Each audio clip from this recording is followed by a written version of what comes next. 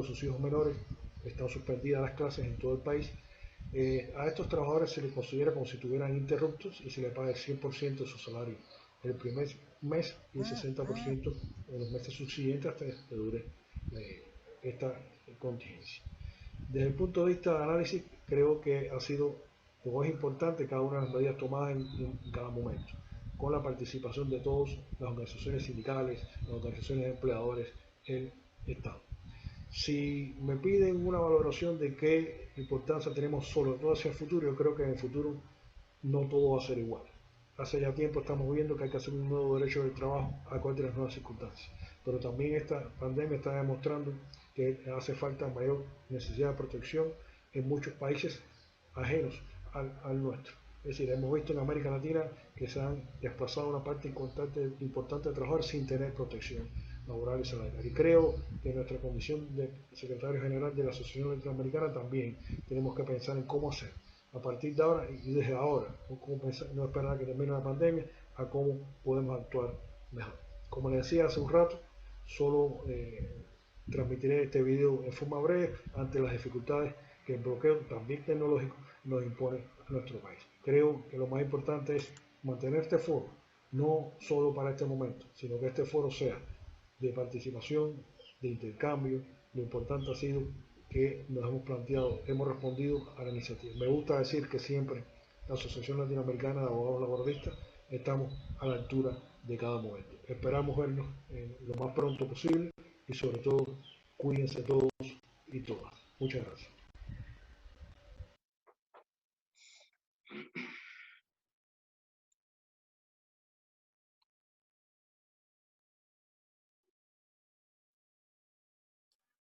Bueno, muy bien. Me disculpo por el sonido de la grabación del doctor Guillermo Ferriol. La verdad es que es un problema de la fuente, entonces no teníamos cómo mejorarlo acá, pero creo que en términos generales logramos captar la idea de lo que nos estaba contando respecto de las medidas que fueron asumidas por el gobierno cubano para enfrentar la crisis, entre las que se cuenta una muy importante respecto de la condición salarial de los trabajadores que deben quedarse en casa por cuenta de la pandemia, y es que durante el primer mes van a recibir el 100% de su salario, a partir del segundo mes el 60%, pero entonces están garantizando el ingreso mensual de todas las personas, obviamente en un país que tiene condiciones muy particulares respecto de la gestión de la salud, la vivienda, la educación y la alimentación de toda la población, lo que también implica una diferenciación fundamental en el modo como se enfrenta esta situación. Voy a leer aquí unas preguntas. Arturo nos escribe, un saludo latinoamericano, hay una emergencia de salud en todos los países y no estábamos preparados por el sistema neoliberal. La ONU ha planteado que viene una recesión para todos los países y en especial para América.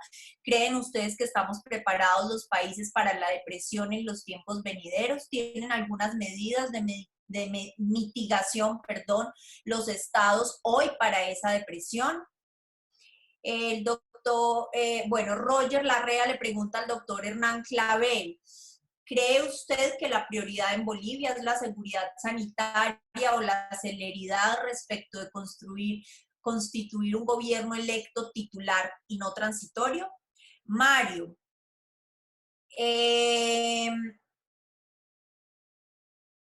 bueno, acá hacen una recomendación y es que mencionemos por qué razón Cuba no puede estar presente. Eso lo dije al inicio de la presentación del compañero Guillermo Ferriol.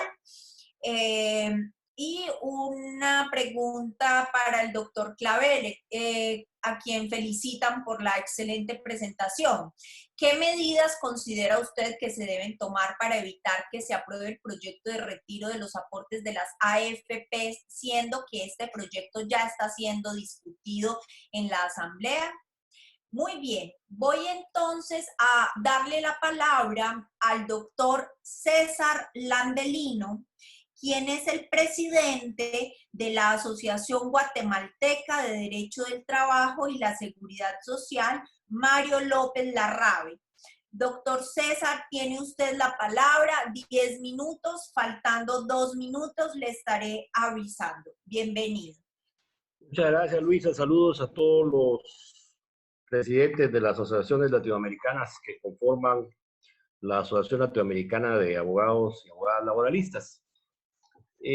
Circunscribiéndome a los puntos sobre los cuales se conversó que tendría lugar la exposición, voy a resumir los puntos relativos a las disposiciones que, derivado del estado de calamidad, se decretaron para tratar de, primeramente, contener los efectos de la pandemia.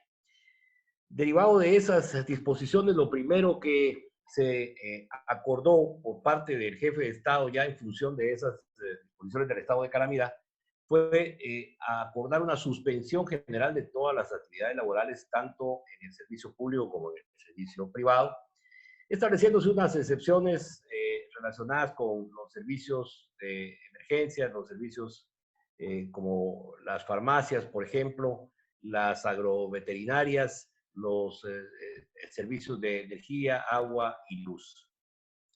Pero esa fue, digamos, la primera medida y la medida toral desde donde ya se veía venir que la suspensión de todas las actividades iba a provocar el primer problema serio, derivado de que ante eso los empresarios empezaron a proponer directamente al gobierno que lo relacionado con los salarios de los trabajadores, derivado del tiempo que se estimaba iba a tardar esta primera suspensión, que era más o menos de un mes, fuera pagado por el Seguro Social, que el Seguro Social de sus propios fondos pagara los salarios de los trabajadores, sabiendo que el Seguro Social no tiene la capacidad, por varias razones. Primero, porque nunca le han trasladado las cuotas que corresponde a trasladar el Estado dentro del régimen de financiación tripartita. Y segundo, porque no existe en el Seguro Social, nunca se creó un programa de renta mínima vital que contemplara este tipo de casos en donde el Seguro Social tendría que haber entrado necesariamente a actuar. Lo que los empresarios dejaban entrever es que ellos no iban a colaborar en nada, sino que lejos de eso estaban pidiendo que el Estado se hiciera cargo de eso y además colaborara con ellos, además, para tratar de garantizar la existencia de sus empresas. Entonces, derivado de eso, el gobierno adoptó unas normas a las que nosotros aquí les hemos decidido llamar las normas laborales de excepción derivados del estado de calamidad, que básicamente se fundan en 3 pilares. La suspensión de colectiva de los contratos de trabajo y la suspensión individual de los contratos de trabajo, que no está prevista para los casos de fortuito o fuerza mayor o de desastre, como sí lo está previsto la suspensión colectiva total. En consecuencia de eso, la suspensión colectiva total tiene establecida en el código un régimen en donde obligadamente el Ministerio de Trabajo debe intervenir para revisar el acuerdo de suspensión colectiva, porque debe ser temporal y en función estrictamente de los casos de desastre. Y además de eso, simultáneamente el Ministerio de Trabajo debe resolver sobre las medidas de alivio que van a instituirse para los trabajadores. En el servicio público eso no ha sido problema porque el Estado no ha a la fecha afectado ningún contrato de trabajo de los trabajadores que laboran para el Estado.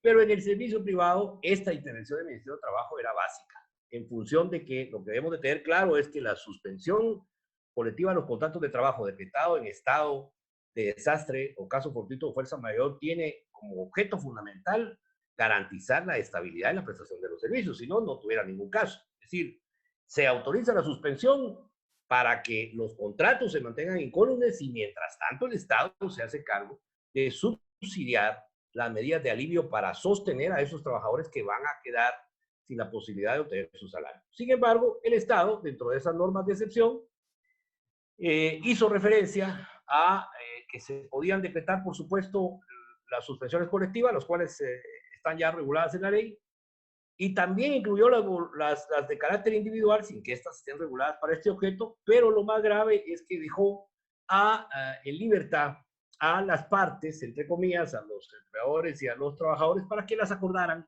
libremente, sin intervenir como árbitro, como manda la ley, y sin verificar que los empleadores efectivamente cumplieran solo con suspender. Porque por eso era importante la intervención del Ministerio de Trabajo, y además había que agregar que tenía obligadamente la autorización de las suspensiones que acompañarse de una prohibición de toda terminación de contratos de trabajo durante el tiempo que duraban las circunstancias de la pandemia. Porque si no, para los empleadores iba a ser más fácil terminar todo contrato de trabajo que les diera la gana terminar, aún a sabiendas de que esos contratos de trabajo y la obligación fundamental de pagar el salario que deriva de ellos no iba a ser por su cuenta, porque el Estado la iba a absorber, como ya lo veremos. Sin embargo, como eso no se premió, entonces en algunos casos suspendieron, en algunos otros casos terminaron contratos y se ha generado una ola de desempleo producto de ese descontrol. Aparte, los casos de suspensión que deben de registrarse obligadamente del Ministerio de Trabajo para después trasladarlos a control del Estado, que tiene por objeto cumplir con otra norma laboral de excepción, que es la de hacer efectivo un subsidio que el Estado acordó como Fondo de Protección al Empleo, equivalente más o menos a $8 diarios por trabajador que haya sido debidamente suspendido y cuya suspensión haya sido autorizada por el Ministerio de Trabajo. El problema es que muchas de esas suspensiones no se reportaron por miedo de los empleadores a que se descubriera que nunca han cotizado al IX, que nunca han entregado las contribuciones de los trabajadores al IX. Por un lado, los tienen inscritos, pero dejaron de pagar. Por otro lado, jamás los inscribieron y entonces también tienen el temor de que eso sea descubierto. Entonces, muchos trabajadores no van a percibir, aunque hayan visto suspendidos sus contratos, de hecho, no van a percibir este fondo para la protección del empleo. Entonces, tenemos como normas excepcionales la suspensión colectiva de los contratos, la suspensión individual, el pago de este fondo de protección al empleo y agregado a eso las medidas económicas también tendientes a constituirse en alivio de la suspensión de todas estas relaciones de trabajo que se han dividido básicamente en un subsidio para programas de apoyo alimentario, esto dirigido especialmente al gran sector que conforma el trabajo informal, que al no existir aquí ninguna política que haya podido o haya hecho posible construir una fuente de asistencia social, no tienen a dónde recurrir. Y estando prohibido incluso la libre circulación como otra medida también propia del estado de calamidad, que limita la libre circulación desde las 4 de la tarde hasta las 4 de la mañana originalmente, y desde la última semana para acá, desde las 6 de la tarde hasta las 4 de la mañana, aparte de haber una limitación a la prestación de los servicios, esta gente no tiene a dónde recurrir, y entonces se creó un programa de apoyo alimentario y un subsidio de 1,000 quetzales mensuales, equivalente más o menos a $125 mensuales, para lo cual no existe un mecanismo idóneo para entregarlo. Se pidió a los alcaldes que ellos hagan una lista en la que acrediten quiénes son los trabajadores informales en sus instituciones municipales para que el gobierno haga posible la entrega de esos 1,000 quetzales a estos trabajadores. Por lo cual, del 69% que tenemos de trabajadores informales, va a ser muy difícil que la cobertura de esta otra prestación llegue. Se previeron otras medidas paliativas, como el Fondo de Protección de Capitales, eso sí, para las grandes empresas. Se creó un fondo millonario. Se creó también un fondo millonario para la protección de pequeñas y medianas empresas, que tiene un poco de más sentido. Y se decretó para los organismos emisores de tarjetas de crédito y demás organismos financieros una disposición que los obliga a conceder una moratoria en el pago de las tarjetas de crédito y de los préstamos fiduciarios hipotecarios de 3 meses. Eso fue todo. De ahí por demás, por supuesto que ahora a nadie se le ha ocurrido, y nosotros somos de esta visión, y con esto voy a terminar, proponer lo que muchos están proponiendo, que desde ya se empiece a definir el COVID-19 como una enfermedad profesional o como un riesgo ocupacional. Nosotros no vemos conveniente que eso se pueda regular ahorita. por lo menos en nuestro medio. Primero, porque el Seguro Social no tiene la capacidad de poder en este momento absorber una cobertura exponencial que podría tener un programa dedicado a eso dentro de la Seguridad Social. Y segundo, porque si aún sin eso los empleadores han estado presionando para que se reinicie la prestación de los servicios, si eso se llegara a regular, podría ser el justificativo para decir, bueno, ahora tienen cobertura, van a estar protegidos, es parte de la seguridad industrial que van a tener en sus centros de trabajo, entonces que regresen a trabajar. Yo creo que esto es de pensarlo bien, igual que las regulaciones del teletrabajo, no nada más irnos de boca, como popularmente decimos aquí, sino regular el teletrabajo como debe de ser. El teletrabajo no es lo que estamos haciendo en este momento, que es trabajo de casa. El teletrabajo es muchísimo más complejo y hay que regularlo convenientemente para evitar que confronte con nuestros esquemas protectores de derechos del trabajo. Me quedo ahí. Muchas gracias. Muchas gracias a ti, César, por tu exposición. Creo que con lo que manifestó en última instancia el doctor César, pues se abre como una puerta para el debate, porque algunos de nuestros compañeros y compañeras han defendido la necesidad de que la COVID-19 sea tenida como una enfermedad laboral y el doctor César plantea una postura diferente frente a esto, lo cual es muy rico en este tipo de paneles porque precisamente nos permite evaluar los pro y los contra de las medidas que se tomen, que siempre existirán, por supuesto, pero debemos ponderar y esto abunda o más bien alimenta los criterios a partir de los cuales ponderemos las posturas respecto de la protección de los derechos de los trabajadores y las trabajadoras, en lo que sí somos comunes todos los que estamos en este momento poniendo nuestra palabra en juego en el foro al que los hemos y las hemos invitado.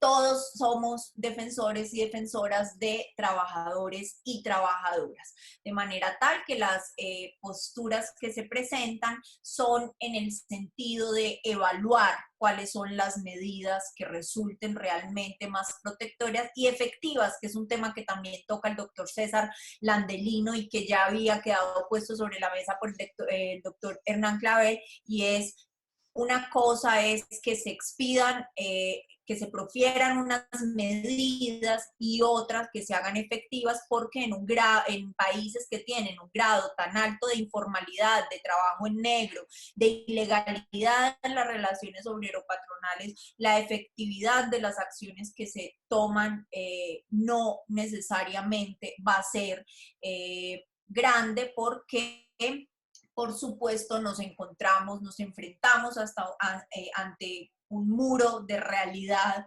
que no permite que ello sea así. Nos hacen otras preguntas. Nancy felicita al doctor Pineda,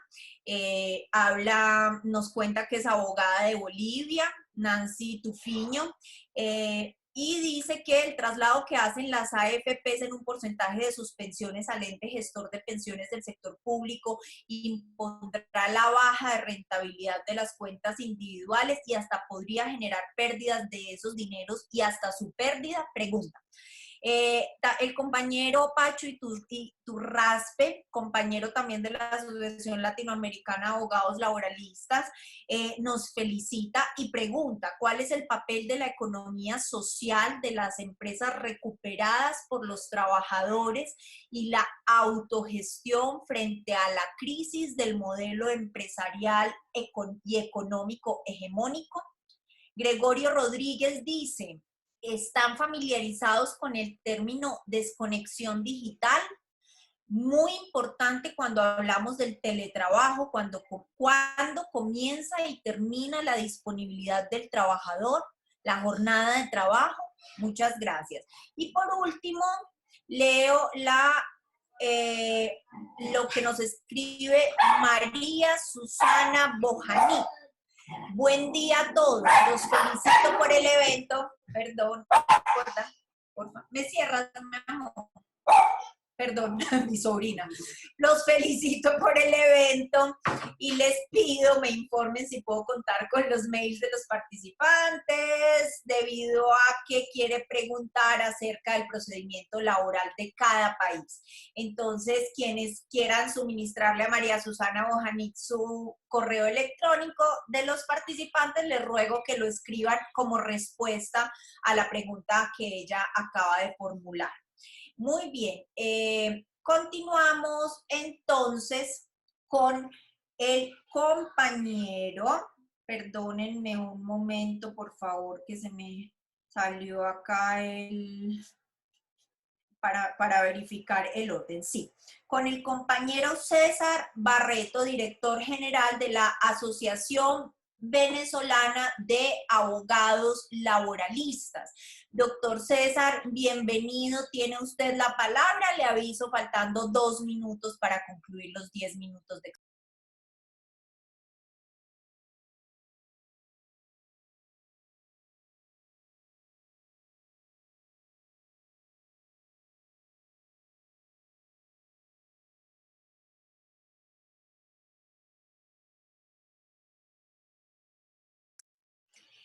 Bueno, parece que perdimos la conexión con el doctor César. Voy entonces a darle la palabra al doctor Erasto Reyes de la Asociación Hondureña de Abogados y Abogadas Laboralistas, presidente de esa asociación. Muchas gracias por acompañarnos, Erasto. Tienes el uso de la palabra. Hola, muchas gracias. Buenos días o buenas tardes a todos y a todas. Reciban de parte nuestra un saludo fraterno y cariñoso. No quiero desaprovechar esta oportunidad, sino medio inconveniente y desde esta plataforma permitirme y se nos permita unirnos a los millones de voces que piden el cese del bloqueo a Cuba, así como la no injerencia en los asuntos internos de Venezuela por parte del gobierno de los Estados Unidos. Nuestra solidaridad con los pueblos de Cuba, Venezuela y Nicaragua. Gracias a Cuba por tanta solidaridad con Honduras y otros pueblos del mundo. En relación a lo que concretamente tenemos que proponer, como se ha ignorado el equilibrio entre las partes, quiero responder con esto a uno de los comentarios que veía en el chat.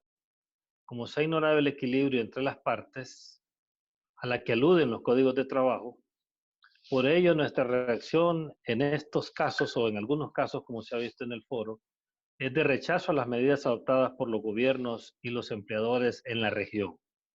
En ese sentido, yo creo que es bien difícil que uno pueda mantener la neutralidad.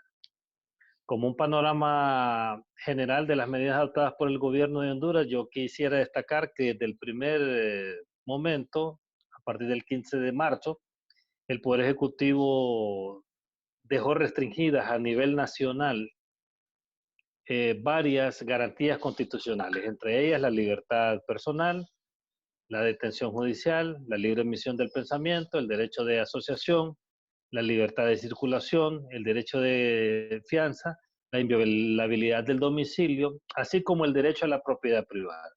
Esto obviamente incluyó algunas prohibiciones específicas. Entre ellas, por ejemplo, se suspende las labores en el sector público y privado durante todo el tiempo que dure la excepción. Se prohibieron o se prohíben eventos de todo tipo y con números de personas determinados, como ha ocurrido en el resto de la región. La suspensión de funcionamiento del transporte público, que también ha sido una tónica igual. Se ordenó la suspensión de celebraciones de carácter religioso, entre otras, que es la generalidad que hemos venido viendo. Obviamente, esto ha contado con varias excepciones a la restricción del derecho a libre circulación por aquellas instituciones y trabajadores o sectores que necesariamente deben de seguirse en movilidad. Desde el Poder Legislativo se decretó una ley denominada Ley de Auxilio al Sector Productivo y a los Trabajadores ante los efectos de la pandemia. En resumen, esta ley se refiere a una prórroga a los obligados tributarios categorizados como pequeños y medianos empresarios para la presentación del pago del impuesto sobre la renta. Y una extensión que va del 30 de abril al 30 de junio de 2020 a estos contribuyentes, a quienes también se les ha ofrecido el pago, el descuento de un 8%, un 8.5% si se realiza el pago a más tardar el 30 de abril. Estas cuotas de pago a cuentas del del Impuesto sobre la Renta del periodo fiscal 2020 deben de calcularse sobre el 75% del monto del impuesto sobre la renta del periodo fiscal del año 2019 y que también se propone una forma en pago. A los empleadores, y aquí viene un punto importante, a los empleadores que conserven a todos sus empleados desde el inicio de la pandemia hasta diciembre de 2020, respetando el pago de salarios y de derechos laborales, que no hayan realizado suspensión ni terminación de contratos de trabajo, les será reconocida una deducción especial adicional a su renta bruta equivalente a un 10% calculado sobre el pago de sueldos y salarios realizados en los meses que dure la emergencia. No se aplicará a aquellos empleadores que suspendan o despidan personal, pero en este caso, esta parte de la ley se ha convertido en un cheque en blanco para los empresarios, para los empleadores, porque en vez de contener las suspensiones y los despidos, lo que ha generado es la posibilidad o la oportunidad para que los empleadores puedan, en efecto, suspender y llevar a cabo despidos de los trabajadores. Entre otras disposiciones, este decreto autorizó a la Secretaría de Finanzas para la contratación y reorientación del financiamiento destinado para hacer frente a la pandemia para los años 2020 y 2021 por la cantidad de 2.500 millones de dólares. De igual forma, se autorizó a la Secretaría de Gobernación a transferir parte del presupuesto nacional a las 298 alcaldías en Honduras. Se autorizó la implementación de mejores prácticas de la banca de desarrollo en el Banco de la Producción y Vivienda, que prácticamente es un banco que funciona con fondos del Estado para financiamiento en sectores estratégicos. Se autorizó a la Secretaría de Salud y a la Oficina de Inversión Estratégica la contratación directa de materiales de bioseguridad para hacer frente a la pandemia.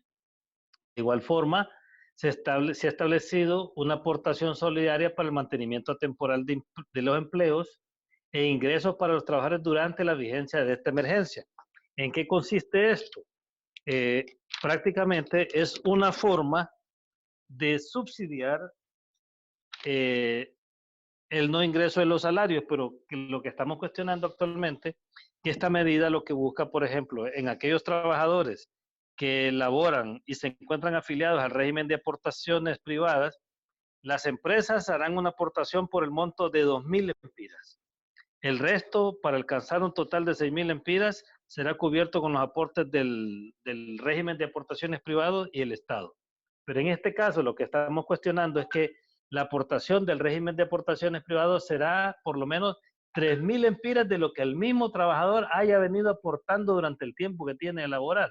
Entonces, lo que creemos es que, como decimos popularmente, del mismo cuero están sacando las correas, por una parte. Y por el otro lado, para los trabajadores que laboran en las empresas afiliadas a la Asociación Hondureña de Maquiladores, las empresas facilitarán 2.500 lempiras y el Estado el resto del dinero para completar una cantidad de 6.000 lempiras, que estamos hablando para manejar un dato en dólares, de un promedio de $240. Esto ha traído consigo, obviamente, una situación de inconformidad de parte del sector laboral, de parte de los trabajadores, porque valoran y asumen que están asumiendo prácticamente toda la responsabilidad de la crisis. En relación a la perspectiva del análisis crítico de las medidas que se han adoptado, nosotros como Asociación de Abogados Laboralistas en el país hemos puesto en evidencia las malas decisiones tomadas por el Estado. En este caso, al desatender las políticas de servicios y atención sanitaria como implementando raquíticos presupuestos en materia de salud y priorizando, por el contrario, otras como la seguridad mediante la acción constante de militarización de la sociedad hondureña. En ese sentido, o en otras palabras, el neoliberalismo y las recetas de los organismos financieros internacionales han quedado al desnudo y han confirmado la crisis de todo tipo que viven nuestros pueblos y especialmente Honduras, que es lo que venimos cuestionando. Nosotros en ese sentido decimos que condonen la deuda, puesto que a la usura los pueblos no le debemos nada. Por otra parte, el gobierno declaró un estado de emergencia, como hemos narrado, en todo el territorio nacional con el propósito, según ellos, de llevar a cabo acciones de vigilancia, prevención, control y garantizar la atención a las personas ante la ocurrencia de esta infección. Rodrigo, será. Para este asunto, por ejemplo, hemos visto cómo quienes están pagando la factura de toda esta crisis son los mismos trabajadores. Por consiguiente, todas las suspensiones de labores que están llevando a cabo, desde el punto de vista nuestro, son improcedentes, arbitrarias, y las mismas notificaciones que están haciendo, las están haciendo paradójicamente hasta por WhatsApp, ¿verdad? Es una situación muy lamentable, muy crítica, que creo que puede ser una generalidad en toda la América Latina. Pero hay un punto importante que nosotros queremos resaltar y destacar. A partir de este fundamento que ustedes están utilizando para la suspensión o los despidos, ¿es posible determinar la procedencia del caso fortuito o la fuerza mayor como una causal para la suspensión de los contratos de trabajo o en su defecto para los despidos como está ocurriendo? Es decir, dado porque en nuestro criterio deberíamos de valorar y de conocer, de llevar a cabo un estudio especial por parte de nuestros juristas, lo que vuelve necesario que nuestras asociaciones trabajen y estudiemos más este tema para generar herramientas de defensa de la misma clase trabajadora y con ello poder establecer si este concepto se aplica como regla general a todo el derecho o tiene características distintas en el mercado en el marco del derecho laboral. Finalmente, quiero decir que no hay duda que estamos frente a una estrategia de disminución demográfica creada para acabar con nuestra gente y en medio de una guerra psicológica y biológica que se plantea el reacomodo capitalista y la construcción de lo que muchos ahora están llamando el nuevo orden mundial. Desde el sector sindical, particularmente los obreros del Sindicato de Trabajadores de la Industria de la Bebida, STIBIS, han propuesto la creación de disposiciones referentes a la seguridad laboral, como la creación, por ejemplo, de esa figura de que se considere enfermedad profesional a todos aquellos trabajadores que antes, durante o después de la pandemia puedan contraer la enfermedad en el ejercicio de su trabajo, como producto de su trabajo.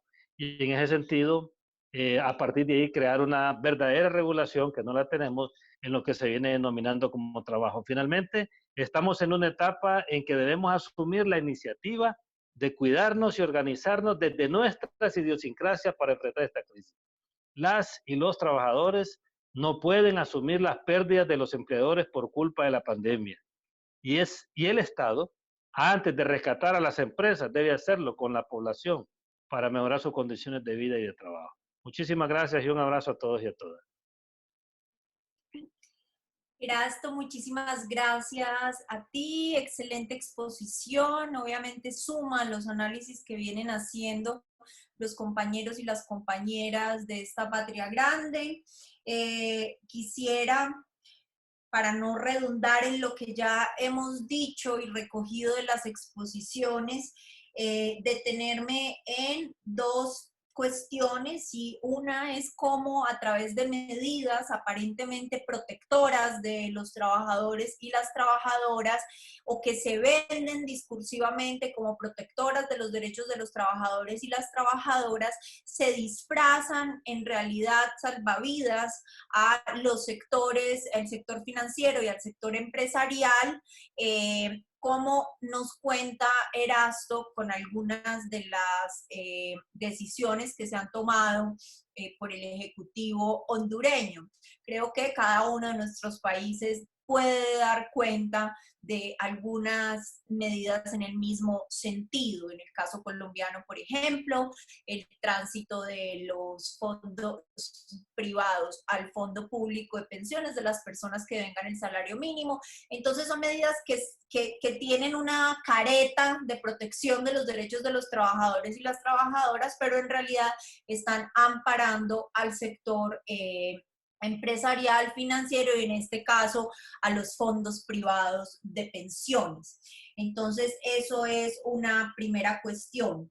Finalmente, se refiere de nuevo Erasto a la situación de militarización de los países y a la solicitud de condonación de la deuda externa. Entonces creo que es fundamental que podamos ir destacando esas cuestiones que nos hacen comunes y que son pedidos que no solo están en el margen o en los márgenes de nuestros países, sino que superan las fronteras de cada país individualmente y que se vuelven las voces de muchos y muchas personas que abogan por la protección de los derechos de una manera inclusiva y no excluyente, como es la realidad generalizada de nuestras naciones. Muy bien, voy entonces a dar paso a la doctora Mónica Palomino, presidenta del equipo federal de la Argentina, para que haga uso de la palabra. Faltando 2 minutos para terminar la exposición, doctora Mónica, yo te estaré avisando para que concluyas la idea que estés trabajando en este momento. Muchas gracias.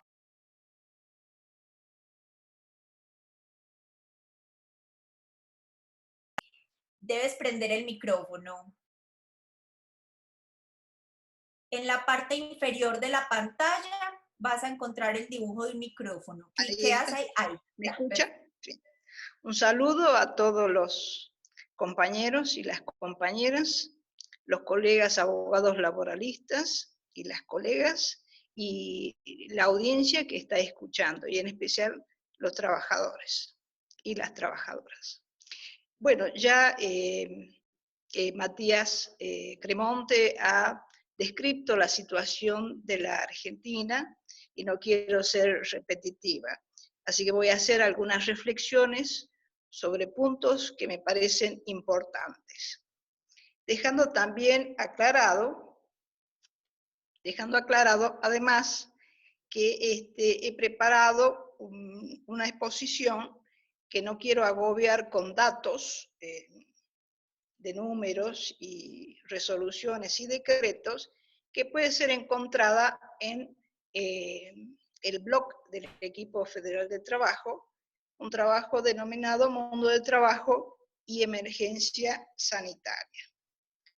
Una de las reflexiones importantes que me parece necesario realizar en cuanto a la Argentina es la circunstancia de la actuación del gobierno nacional cuando la Organización Mundial de la Salud, en fecha 12 de marzo de este año, declaró al coronavirus como una pandemia.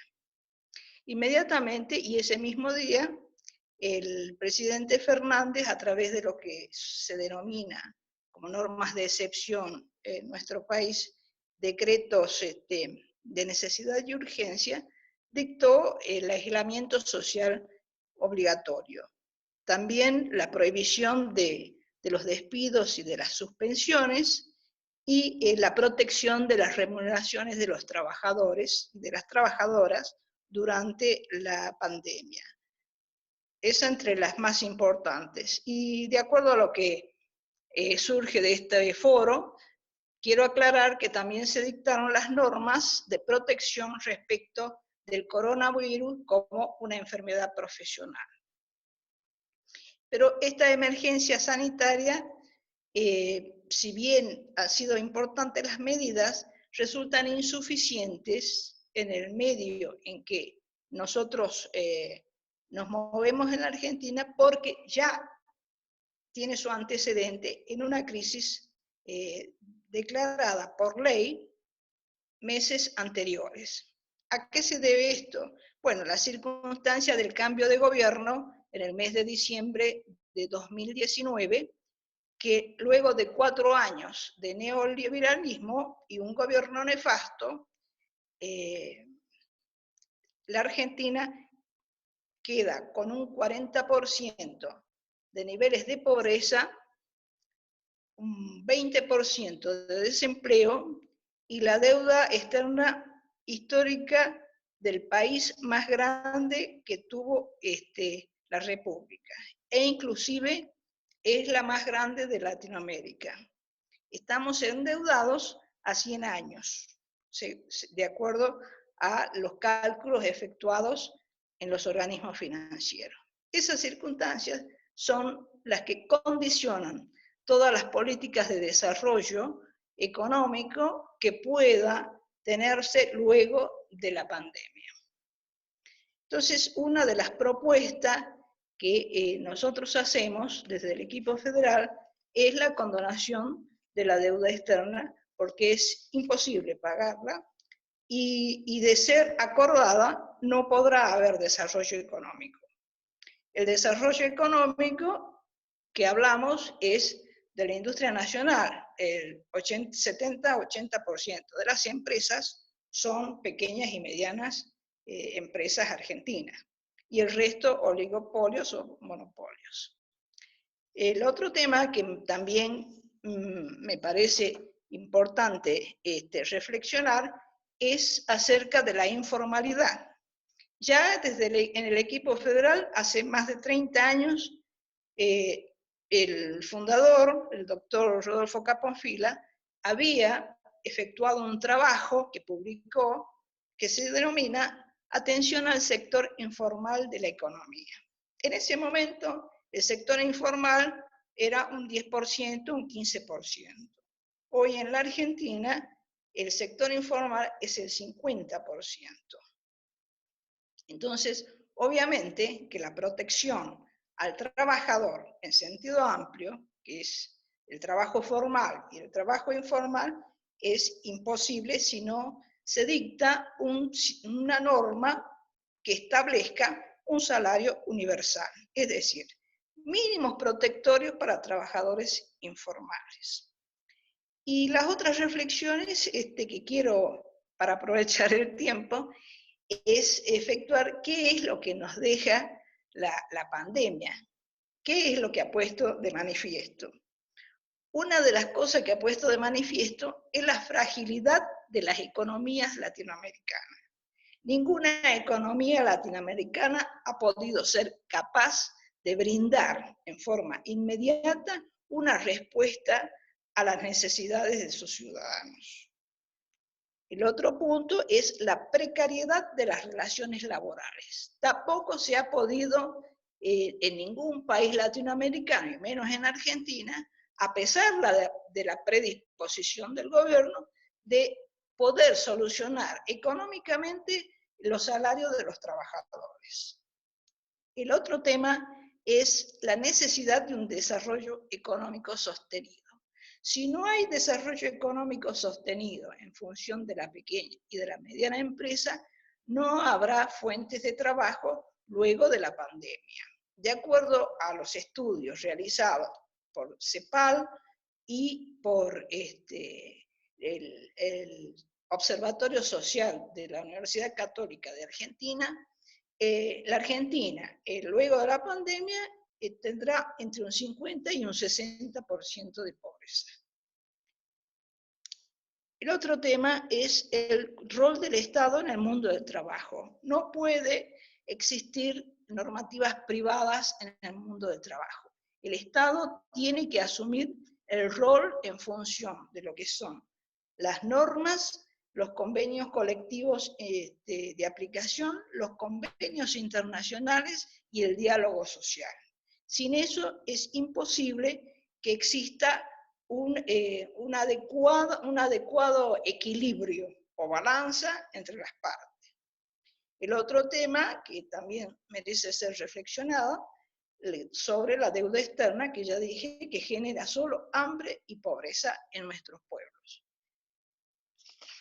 También, ¿qué nos deja la pandemia? La necesidad de valorizar los trabajos de carácter esenciales, como son la salud, la justicia, la seguridad pública, el transporte, etc. La necesidad de un salario mínimo universal, la aplicación en las relaciones laborales de los convenios OIT que corresponden al mundo del trabajo y en especial la ratificación, en caso de nuestro país, del convenio 158 y del convenio 190 OIT. Bueno, nada más. Mónica, muchísimas gracias por tu exposición. Creo que de alguna manera la doctora Mónica ha profundizado en cuestiones que habían sido planteadas por otros panelistas desde una óptica, no tanto en referencia a cada una de las disposiciones que han sido asumidas, sino más desde un análisis socioeconómico de esas condiciones que subyacen a la crisis sanitaria por la que estamos atravesando, por lo que sin lugar a dudas temas como la condonación de la deuda externa, que es mucho más grave en Argentina que para el resto de países, sin que ello implique que no sea también terriblemente grave para el resto de países, y la necesidad de reconfiguración de las mismas relaciones laborales en el sentido de darle un lugar a aquellas, o un lugar dentro de las regulaciones y dentro de las disposiciones protectoras a aquellas formas de trabajo que no están abarcadas por la legislación laboral o que de alguna manera, debiendo estarla, no lo están porque se blanquean y son relaciones laborales que no se legalizan ante las autoridades competentes, los organismos de control y los sistemas de seguridad social, protección social. Muchas gracias, doctora Mónica. Voy a leer. Contamos en este momento con 146 participantes, lo cual creo que es un número bastante importante después de que llevamos ya casi 3 horas de este foro. Solo nos hace falta la intervención del doctor César para dar paso a las preguntas, a las respuestas que puedan darnos nuestros panelistas. Dice Orlando Pineda, en Colombia FENALCO propone que se acuerdos colectivos al interior de las empresas y así poder efectuar reducciones de salarios a todos los trabajadores, una reducción de salarios hasta un 30%. ¿Qué opinión tiene Asolaborales Colombia sobre dichas propuestas? Creo que esa va, pues, obviamente para el doctor Luis Eduardo Pineda. Rosalba Torres nos dice que se ha utilizado el miedo para aceptar las facultades del Estado y restringir las libertades, por ejemplo, las libertades de locomoción, el trabajo, etcétera. Entonces, ¿cómo se va a dar ese rechazo y protección de los derechos humanos desde la sociedad? Bueno, José Luis nos dice, ¿se considera en Colombia el COVID-19 como enfermedad profesional protegida por la ARL a todos los trabajadores cuya razón a sus servicios tenga la atención al público? Creo que esa pregunta también va para el doctor Pri Pineda, porque inicialmente se enunció por parte del gobierno que solo se entendería aplicable para los trabajadores de la salud y de primera línea de atención y riesgo. Y termino con Alex Estrada, que dice que queda claro que en cuanto a la nueva perspectiva laboral de los países latinoamericanos, el derecho a la salud va de la mano con el desarrollo económico. Al mismo tiempo, la emergencia puso al descubierto la precariedad de la situación laboral en la región, por lo cual, y para promover la recuperación del aparato productivo de los estados y la generación de recursos económicos que permitan a los trabajadores mantener sus fuentes laborales y al mismo tiempo obtener ingresos para la manutención de sus familias, una vez que sean efectivizadas las medidas de apoyo económico propuestas para los gobiernos, por única vez la tendencia es que se produzca una flexibilización en términos de retorno sectorizado a la producción. Primero el sector explotador y productor, luego el profesional, hasta llegar a la educación inicial en último término. ¿Qué políticas sociales deberían acompañar este restablecimiento de las actividades en la región? Finalmente, pues esa es la pregunta. Y quiero leer para todos un saludo que nos manda un compañero peruano. Nos dice un fuerte abrazo de la recientemente creada Asociación Peruana de Laboralistas, APL, y nuestro reconocimiento a este espacio de concertación de perspectivas sobre la defensa del mundo del trabajo en el contexto de esta pandemia. Él es el doctor Javier Mujica. Un abrazo, Javier, y gracias por tu saludo. Entonces paso a darle la palabra para finalizar las presentaciones al doctor César Barreto, director general de la Asociación Venezolana de Abogados Laboralistas. Doctor, tiene la palabra. ¿Me escuchan, Luisa? ¿O me escuchan todos? Sí, perfecto. Te escuchamos. Ok, el tema Venezuela, por razones obvias, es bien apasionante, no solamente para los que vivimos acá, sino de que entiendo que también para todos los hermanos latinoamericanos. Las medidas que se han tomado con ocasión a la pandemia, si bien no son inéditas, ya que tienen su nacimiento en China y en los países europeos en este caso, esos protocolos han sido prácticamente copiados al calco por la mayoría de los países latinoamericanos y evidentemente también por Venezuela. Haciendo énfasis de que en el caso venezolano, un gobierno de signo izquierdista, ha hecho mucho énfasis en lo que es la salud antes que el derecho del trabajo. Hay una dicotomía que pudiera ser una discusión filosófica muy larga entre qué va primero, o el derecho a la salud, el derecho a la vida, o el derecho al trabajo. En este caso, el gobierno definitivamente ha asumido esa primera línea de acción, es decir, colocar por delante lo que es la salud. En ese sentido, a partir del 13 de marzo de este año, comenzó en todo caso la cuarentena o el aislamiento social, conjuntamente con una serie de medidas que ha venido dictando el Ejecutivo a los fines de paliar, de enfrentar esta enfermedad tan particular.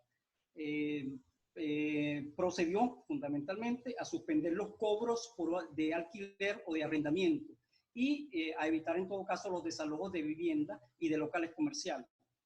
Procedió en todo caso también a suspender por un lapso de 6 meses todo, el cobro de todos los servicios, es decir, de agua, luz, telefonía, internet, televisión por cable, todo eso está suspendido por un lapso de 6 meses. Se ratificó una vieja medida, que es la medida de inamovilidad laboral. Esta medida aquí en Venezuela nos acompaña desde hace 18 años, mediante la cual no se puede despedir, trasladar o desmejorar a un trabajador sin autorización, en este caso, del Estado. Esa medida es nuevamente ratificada, por lo cual los patronos se encuentran prácticamente impedidos de ejecutar despidos arbitrarios o despidos ilegales, como se le llama acá. Se establecieron también una serie de estímulos económicos y fiscales para la pequeña y mediana industria. Dentro de ellos, probablemente el más importante, es que el Estado asume el pago de la nómina pequeñas y medianas empresas. Aunado a eso, este pago de nómina de pequeñas y medianas empresas es por un lapso de 6 meses. Es decir, las empresas, los trabajadores, mientras estén en su casa, van a seguir disfrutando fundamentalmente de su salario a través de un sistema que el Estado ha diseñado en base a una plataforma electrónica denominada Sistema Patria. De igual manera, el Estado, para aquellos trabajadores independientes o cuentapropistas, ha asumido en todo caso una bonificación adicional. Entendemos que también, según el decreto del Ejecutivo, es por un lapso de 6 meses. Y en el mismo orden se estableció un sistema de vigilancia y asistencia epidemiológica a través del sistema electrónico o de la plataforma Patria. Este es un sistema en el cual hay cerca de 19 millones de venezolanos, mediante el cual algunas personas sostienen, o probablemente sostenemos en todo caso, de que se ha tratado de asumir una labor clientelar con respecto a la población, porque a través de ese sistema se otorgan bonificaciones, se otorgan ciertos beneficios y se otorgan en todo caso acceso a los diversos planes sociales que ha establecido el gobierno. El gobierno, a través de ese sistema, ha establecido fundamentalmente una encuesta mediante la cual todos los trabajadores o todos los que participen en el sistema fundamentalmente tienen que indicar los síntomas, los potenciales síntomas de la enfermedad, y en base a ese sistema, inmediatamente al día siguiente o a los 2 días siguientes, son asistidos en todo caso por asistencia médica. Es decir, los médicos llegan a su casa a hacer el despistaje correspondiente de la persona y de sus familiares y del sitio en particular. Digno de resaltar también de que evidentemente por el sistema nuestro, por el sistema, todos los exámenes son total y absolutamente gratuitos. Es una gran ventaja que fundamentalmente tiene la población en contraposición con diversas opiniones o diversas informaciones que uno ve de otros países. Me voy a seguir fundamentalmente a los 3 ítems que pidió la doctora Luisa. Un análisis crítico de las medidas del gobierno. Evidentemente, yo no soy ministro de propaganda del gobierno y cuando me dicen un análisis crítico, tengo que hacerlo con toda la ponderación del caso. Hay que asumir lo que objetivamente prevalece y tiene que prevalecer. Venezuela es un estado que por razones obvias y por mera cultura general latinoamericana, está totalmente aislado, está sujeto a sanciones muy fuertes, está bloqueado e incluso ahorita en la actualidad tiene hasta un bloqueo naval. En consecuencia, prácticamente estamos muy desasistidos, a lo cual se tiene que sumar ahora de que por concepto de entrada petrolera, que es el principal factor económico del país, prácticamente el valor del petróleo es cero. O sea, Venezuela no tiene ingresos con ocasión a la industria petrolera. De allí que, bueno, tendríamos que ver fundamentalmente la solidaridad que algunos países, en este caso China, con China se ha establecido una especie de puente aéreo para la traída de insumos y de técnicos chinos que están en el país, con Cuba, que ha aportado fundamentalmente ayuda médica extremadamente importante, con Rusia y con ciertos organismos multilaterales como la Organización Mundial de la Salud, la Organización Panamericana de la Salud, creo que el UNICEF en todo caso también ha hecho algunos aportes de mascarillas y equipos de biotecnología. En consecuencia, la valoración al día de hoy, pudiéramos decir de que en cierta medida es positiva. Venezuela tiene algo más de 30 millones de habitantes. Al día de hoy hay 311 contagiados y hay 10 personas que están fallecidas. Es importante también recalcar de que el gobierno dispuso de que todo aquel que sea contagiado tiene que acudir o tiene que ser aislado fundamentalmente en un hospital público o en un hospital privado, según sea el caso, o en unos hoteles que en todo caso que se han diseñado. En consecuencia, tratando de ser muy crítico con esto, pudiéramos decir de que el gobierno está haciendo bastante con tan poco por la especial situación en la cual de una u otra manera está asumida la economía y la sociedad venezolana. El tercer punto probablemente es prácticamente lo que más me lleva y de una u otra manera más me emociona, que es las propuestas laborales para enfrentar la post-pandemia. En sociología jurídica nosotros nos indicaban casualmente de que los problemas sociales no se resuelven con leyes, sino en todo caso con políticas. Nosotros acá en Venezuela contamos con un suficiente caudal normativo, con diversos códigos, con diversas legislaciones que de una u otra manera permiten en todo caso desde el punto de vista jurídico darle respuesta a esa situación muy particular. A manera de ejemplo, nuestras leyes, la ley laboral o la ley orgánica de condiciones y medio ambiente del trabajo establece la figura de los comités de higiene y salud laboral, de los delegados de prevención, que son, y de la posibilidad fundamentalmente que tiene un trabajador o cualquier trabajador de suspender las labores si considera que la actividad que va a desarrollar es insegura, ergo en el caso de que considere que existe la figura o un potencial contagio del COVID-19. Todo eso está en la legislación y eso definitivamente, bueno, se le van a dar la respuesta. Aunado a ello existe un organismo muy robusto que es el ICSACEL, Instituto Nacional de Previsión de Condiciones y Medio Ambiente del Trabajo, que, bueno, que va a actuar con toda la celeridad y que, como dato curioso, es un instituto o una legislación que unifica a los diversos sectores políticos del país. Recordemos de que en Venezuela hay una amplia polarización, eso que los argentinos llaman la grieta fundamentalmente, pero en estos aspectos, en el aspecto de la higiene y seguridad laboral, prácticamente esa polarización no existe y tanto pro-chavistas o pro-opositores de una u otra manera están enmarcados dentro de esa línea de acción. ¿Qué nos preocupa de una manera crítica? Que ahí evidentemente viene una crisis económica importante, o sea, no estamos descubriendo en todo caso el agua tibia, ya las grandes economías ya en todo caso lo han avisorado y unas economías muy pequeñas, muy puntuales como las nuestras también van a pasar por ese tipo de procesos. Nos preocupa fundamentalmente que van a haber el post-pandemia nos va a traer desempleo y nos va a traer salarios muy precarios, salarios muy insuficientes. Y el problema que nosotros vemos acá fundamentalmente es que para ello se requiere retomar fundamentalmente el diálogo social amplio, pero en crítica constructiva hacia el gobierno nacional no dialoga con nadie, es un gobierno muy sectario y a la prueba está que la fijación fundamentalmente de los salarios mínimos que tendría que ser a través de un concurso de los empleadores y de los sindicatos, simple y llanamente no lo hace. El gobierno procede a fijarlo de una manera total y absolutamente unilateral. ¿Qué otras afectaciones se van a dar? Evidentemente la negociación y la acción sindical se van a dar.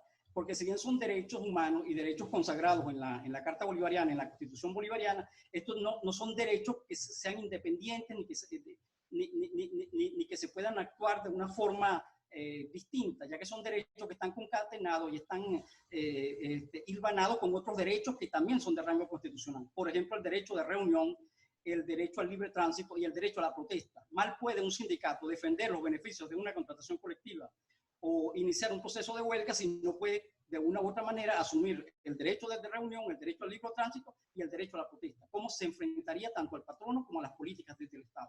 Y finalmente, y con esto en todo caso concluyo, es lo que a mi juicio me parece en todo caso más preocupante, que es la tentación autoritaria de los gobiernos. En pro de la pandemia, en pro del beneficio de la población, se pueden cometer infinidad de tropelías porque, reiteramos, se va a colocar en primer lugar el derecho a la salud de la población en contraposición con el derecho del trabajo. Eso lleva necesariamente de que el derecho nuestro, el derecho post-pandemia, no solamente va a ser un derecho debilitado, porque los sindicatos no van a tener capacidad de convocatoria ni capacidad de manifestación, sino de que va a ser un derecho en el cual la tentación por parte de ciertos funcionarios del Estado va a ser tremendamente fuerte a los fines de tratar de controlar autoritariamente todo lo que son relaciones libres en el mundo del derecho del trabajo. En consecuencia, como diría el título de la novela, la clase obrera no va a ir al paraíso en esta fase de la pospandemia. Todo lo contrario, creemos de que va a pasar por un trecho extremadamente difícil y que necesariamente va a tener que venir una reinvención total de todo lo que es el derecho del trabajo y sus relaciones colectivas. Hasta acá lo dejo. César, muchísimas gracias. En efecto, fascinante el tema y tu exposición también. Creo que corta radicalmente con las que veníamos escuchando, exceptuando la de Cuba, quizás la de Argentina, pero corta radicalmente con las medidas que hemos podido percibir que se vienen adoptando en otros países. Y creo que dejas sobre el marco de discusión una pregunta fundamental para todas y todos, y es la que opones en el campo filosófico a leyes versus política. O sea, no es suficiente con expedir leyes, adicionalmente hace falta una política, una voluntad política por hacer efectivas las protecciones, las garantías y los principios que irradian el derecho laboral y el de los derechos humanos en general. Yo agradezco muchísimo tu participación. En este momento tenemos 140 personas todavía escuchándonos. Llevamos ya más de 3 horas en este foro. Entonces, dada la limitación de tiempo, yo voy a correr la palabra solo por 3 minutos a las personas a las que les han formulado preguntas inicialmente, y después los participantes del foro que quieran en esos 3 minutos que se toman quienes van a responder, hacer alguna acotación final, podrán entonces hacerlo y me lo manifiestan para poder darles la palabra. Entonces, no sé, Matías, si te parece y comienzas tú dando respuesta a las preguntas que te fueron formuladas. 3 minutos para eso. Por supuesto, no se va a poder hacer de manera completa, pero tal vez a través del chat puedan seguir conversando las personas que tienen inquietudes, se quedaron algunas preguntas sin leer. Creo pues que es comprensible por el uso de estas plataformas. Matías, entonces te escuchamos. Sí, creo que es muy difícil dar respuesta a todo y no sé si es lo mejor después de tantas horas de atención. Incluso yo traté de ir respondiendo algunas que se hacían de manera directa. Por ahí aprovechar un minuto para reflexionar sobre algo que se planteó en una pregunta concreta o en 2, que tenía que ver con el sistema tributario y en definitiva tiene que ver con entonces de dónde salen los fondos para resolver la situación o atender las consecuencias sociales y económicas de esta emergencia sanitaria.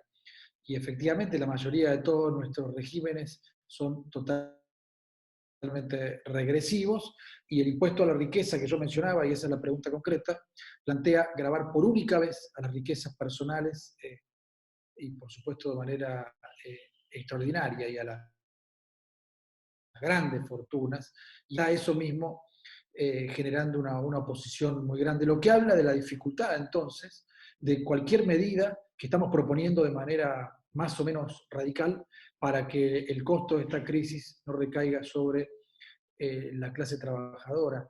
Mario Elfman, de manera muy aguda, planteó una pregunta general respecto a si efectivamente puede ser probable una salida como la crisis del 30, haciendo referencia a una mención que yo hice. Yo no aseguré que esa salida era posible, desde luego. Sí creo que es una que deben empujar, en todo caso, los trabajadores para que no sea la del 2008.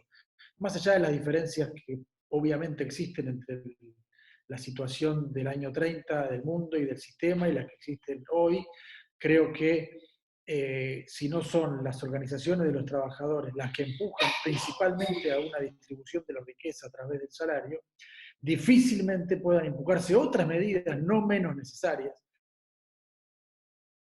que están a la orden del día y se plantean, como algunas que se hablan de renta básica universal o ingreso universal. Si es difícil hacer tributar a las grandes riquezas por única vez, imaginemos hacer tributar de manera definitiva para que el producto del trabajo se distribuya de manera general entre toda la población y sobre todo en los sectores más vulnerables. Lo veo tan difícil como cualquier otra medida transformadora, por eso hago referencia a que sin duda debe ser la que empujen los propios trabajadores y sus organizaciones a través de esa distribución directa que es la participación de la riqueza a través del salario, sin menoscabo, por supuesto, de otras medidas.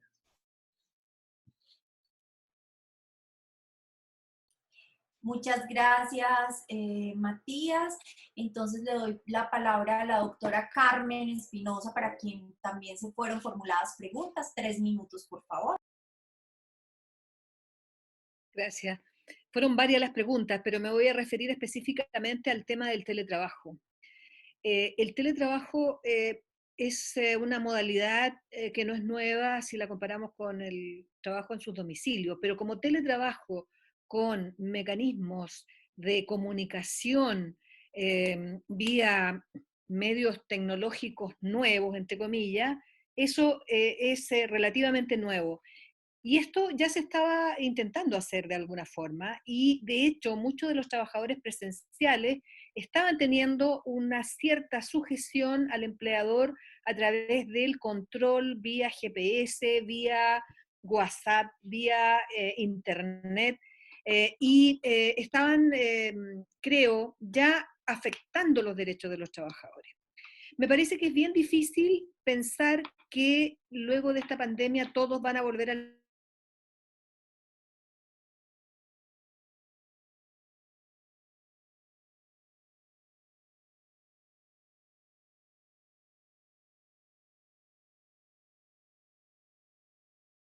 una serie de elementos a discutir en una nueva normativa laboral, como son el horario. Hoy día, por lo menos en Chile, los contratos, los anexos, tienen solo 12 horas de desconexión. Y la verdad que es bien difícil que eso pueda controlarse, limitarse de verdad, porque tampoco dice desde qué hora hasta qué hora es esa desconexión, que es lo mismo que ocurre a veces con las trabajadoras de casa particular. Se necesita una infraestructura adecuada. La mayoría de los trabajadores no tienen infraestructura física en sus hogares como para realizar esta tarea. Son espacios pequeños, y no solo son espacios pequeños, sino que son espacios en que habitan muchas personas, y el teletrabajo requiere de condiciones análogas o similares a lo que se puede hacer en un espacio físico de la empresa, y esto es complicado. Los costos de conexión obviamente que deberían ser cubiertos por la empresa. Sin embargo, los anexos en Chile, antes de que saliera la ley, las semanas anteriores decían que el trabajador se hacía cargo de todo. Me da la impresión que eso va a ser una fricción. Trabajo de mujeres. Esto yo creo que es lo más importante. El teletrabajo de hombres y el teletrabajo de mujeres no es igual. La carga social que sigue manteniendo la mujer en el sentido de resolver todos los aspectos de la vida, se agudiza y se complejiza cuando tiene que desarrollar su tarea en la casa. Cuando un hombre tiene teletrabajo, el resto de la familia está en silencio, trata de no importunarlo, le ofrece todo lo que necesita. Cuando la mujer trabaja en la casa, es más, está en la casa, por lo tanto tiene que resolverlo todo. Hay una serie de otros puntos, pero me quedo con uno más, por favor. El tema de los derechos colectivos. No puede haber teletrabajo sin que los derechos colectivos y los derechos fundamentales sean respetados por el mundo de la empresa, y para eso el Estado tiene que intervenir, tiene que haber legislación explícita. Gracias. No, muchas gracias a ti, Carmen. Le doy la palabra a bueno, Hernán, creo que también le habían formulado preguntas, doctor Hernán. Muchísimas gracias, Luisa Fernanda. Sí, a ver, en el tema también del teletrabajo, nos consultan cómo se podría aplicar el teletrabajo dadas las limitaciones de las TICs. Obviamente es muy complejo. La norma boliviana recientemente aprobada establece un teletrabajo permanente y temporal. Imagínense, ¿no? O sea, ir a traer trabajo para hacer en casa, un poco eso de temporal. Pero hay muchísimos temas que tratar. Podríamos hacer en un nuevo foro, solo específicamente el tema del teletrabajo, que es tan importante, porque si bien algunos piensan que se va a olvidar, en algunos lugares se va a empezar a implementar. Lo que yo saludo del teletrabajo en Bolivia es que ahora se califica el trabajo a domicilio como trabajo comprendido dentro de la Ley General del Trabajo, lo que antes no había. Y bueno, la dificultad de implementar está en el hecho de que el Ministerio de Trabajo pues no ha puesto hoy una línea telefónica donde uno pueda quejarse y denunciar todas las violaciones de sus derechos laborales. Entonces, fíjense ustedes cómo podríamos avanzar si desde la esfera de la cual se va a reglamentar ni siquiera han puesto un correo donde uno pueda reportar ciertas situaciones y ellos empezar a dar el ejemplo. Bueno, estamos así con el tema del teletrabajo. La otra pregunta, ¿es prioridad lo sanitario o constituir un gobierno mediante las elecciones? Yo creo que en este momento está clara que la prioridad es atender el tema sanitario, pero el gobierno transitorio no tiene que olvidarse de que es transitorio y que tiene que llamar a elecciones, y lo que sí le vamos a pedir es que no se comporte como si hubiera asumido por 5 años. Eso tiene que tener claro el gobierno, y si bien su función es atender la emergencia, también su función será que concluida esta situación, tiene que ir a lo que corresponde en derecho para que no se torne en una situación de facto. También nos han preguntado el tema de las AFPs, los ahorros que se están estableciendo para las pensiones. Incluso organizaciones laborales, lamentablemente, han planteado retirar esos fondos. Es decir, comerse la jubilación. Eso yo veo como un peligro y una mala orientación de ciertos sectores de trabajadores. Lo que deberíamos hacer es, por ejemplo, atacar un fondo común, como es el fondo para los riesgos laborales, porque aquí estamos en situación de riesgos, que va a una bolsa diferente, y con eso tal vez generar, como planteó el CEDLA en Bolivia, una especie de bono de cesantía, pero no comerse lo de la jubilación para alimentar a los empresarios, y los únicos que no van a atravesar la crisis son ellos. Y finalmente, con esto cierro, el tema de garantizar el cumplimiento de las normas son varias acciones, ¿verdad? Desde concientizar, agilización de trámites y establecer una normativa más ágil. Muchísimas gracias, querida presidenta. Muchas gracias a ti, Hernán. Le cedo la palabra al doctor Luis Eduardo Pineda.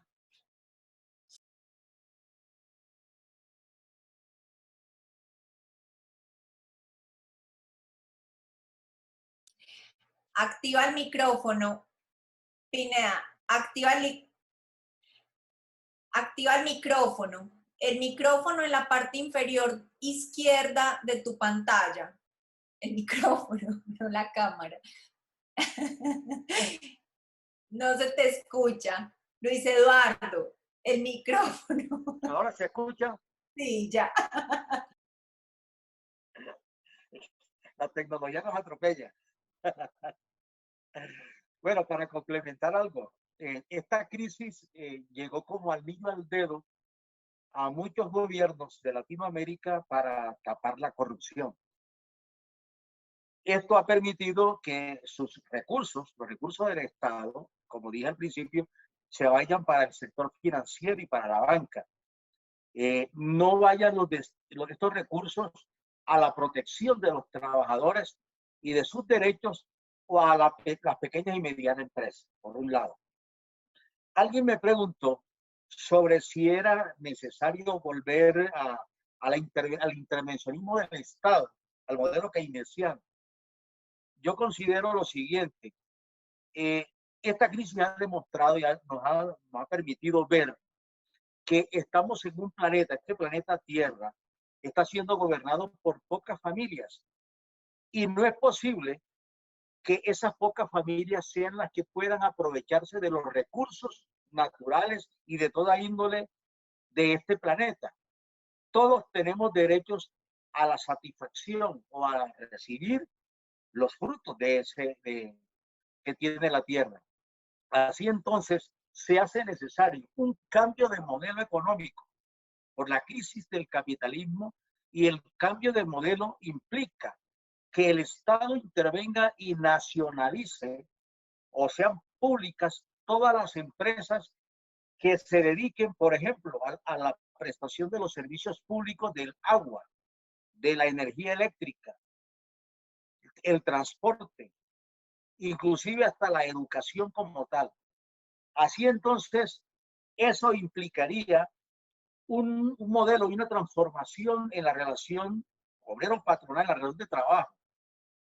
Así, nosotros no podemos seguir permitiendo, porque el capitalismo no es la solución a la situación, que tal cual como están las cosas con esta crisis, esas pocas familias se sigan aprovechando de los recursos de la naturaleza y los recursos del Estado, mientras que, por una parte, los trabajadores, ojo, y los dueños de las pequeñas y medianas empresas, todos, sigamos siendo unos esclavos asalariados. Ni trabajando 1 millón de años podemos salir de esta precaria situación donde la crisis en 40 días nos demostró que podemos trabajar todos los años que quieran y no vamos a tener los recursos para satisfacer nuestras necesidades elementales. ¿Quiénes la pueden satisfacer? El gran capital. Y no podemos entonces tolerar la gran mayoría de la población mundial, que solamente un 5%, digo yo aquí, pueda ser los que se aprovechen de nuestros recursos. Y por último, regálame un minuto, que alguien preguntó sobre si el COVID-19 es una enfermedad laboral. Un minuto nada más. La problemática es que es difícil decir que el COVID-19 sea una enfermedad laboral en todos los aspectos, en todos los campos.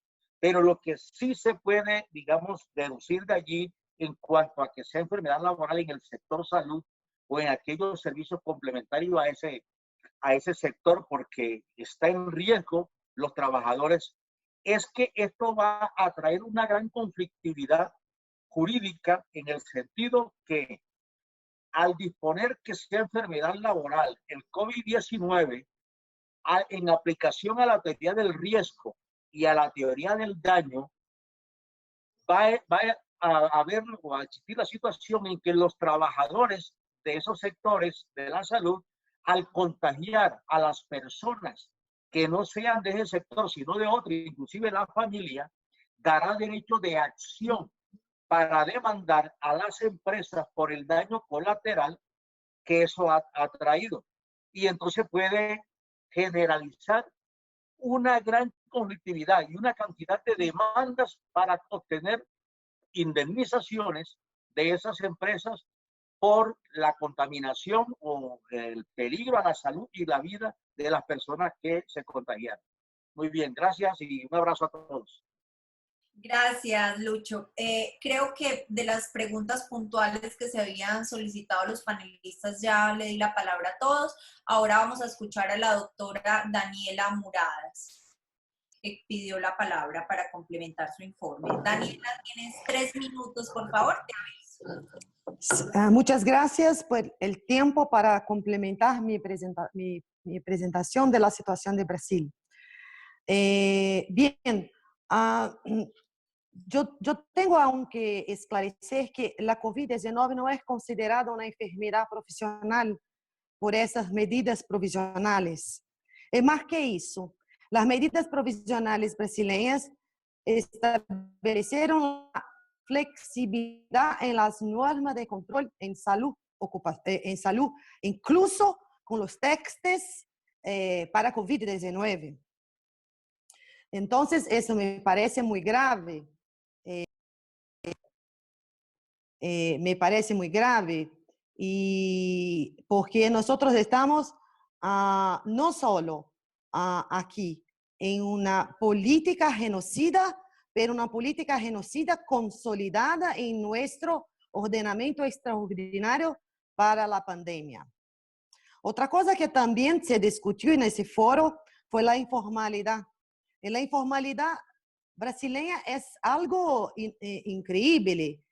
Más de 3/4 de la población brasileña está en la posición de informalidad.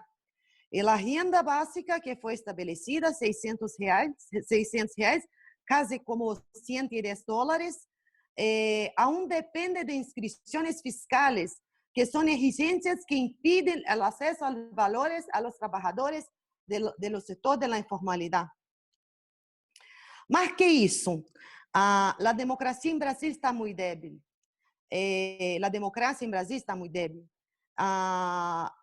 A mí me pareció muy importante la pregunta sobre la posibilidad de la militarización de la Latinoamérica, y en Brasil estamos en riesgo muy grave de una intervención militar.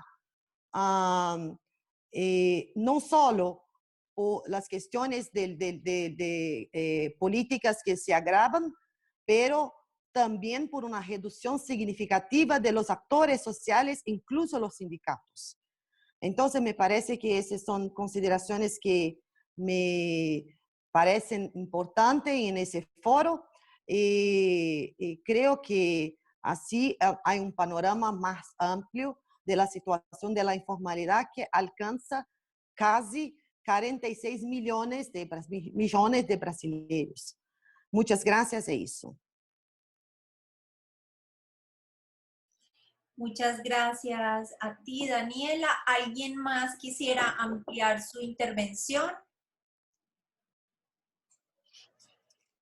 Bueno, creo entonces que es momento de despedirnos, no sin antes agradecer a la doctora Judy Calderón de Azolaborales, que estuvo colaborándonos permanentemente en la parte técnica y en la manera como pensábamos e ideábamos este encuentro de la Asociación Latinoamericana. Asimismo, agradecer a Elis del Brasil, que nos colaboró con todo el soporte y la plataforma, y a las demás compañeras que están en este momento desde sus oficinas y que hacen parte de la Asociación Brasilera de Abogados Laboralistas, que están desde sus oficinas colaborándonos para que esto saliera muy bien, a quienes nos escucharon, a los trabajadores, las trabajadoras, los abogados y las abogadas que hicieron parte de este encuentro. De todo corazón, gracias. Esperamos que pueda repetirse, que en las próximas oportunidades tengamos menos participantes y la posibilidad de profundizar más en cada uno de los países y las temáticas que quedaron aquí en un primer encuentro planteadas a manera general. Esa fue la razón por la que se invitaron tantas personas de distintos países, porque pretendíamos que quedara expuesto sobre la mesa un panorama, un cuadro de realidad general para América Latina y que nos permita posteriormente ir profundizando en cada una de las cuestiones que acá quedaron planteadas. Como les decía, esperamos que la grabación de este encuentro sea puesta entonces en la página web de la Asociación Latinoamericana de Abogados y Abogadas Laboralistas. Ahora les mandaron, es ALAL Abogados, alalabogados.org, y ahí van a encontrar entonces la grabación de esta sesión de amigos y amigas latinoamericanos. Cuando hagamos la próxima convocatoria, que creo que podría ser para dentro de 8 días, les estaremos remitiendo la misma e informando cuál es el link para acceder. Muchas gracias a todos y a todas, un abrazo y espero que las realidades que nos atropellan también nos permitan construir juntos y juntas un mundo mejor, que seguro va a ser así. Chao. Muchas gracias. Pronto. Chao.